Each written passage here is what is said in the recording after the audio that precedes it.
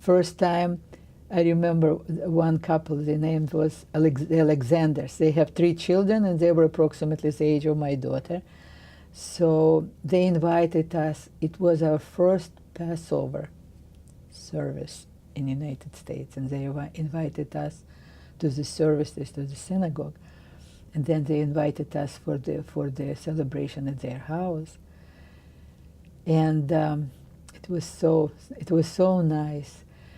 And the synagogue, you know what, this celebration, this lights, the people are happy.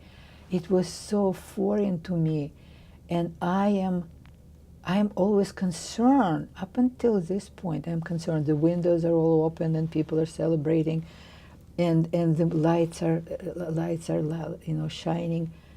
I am always kind of worried that something is going to happen, that somebody is going to throw some stones in the windows or something like that might happen.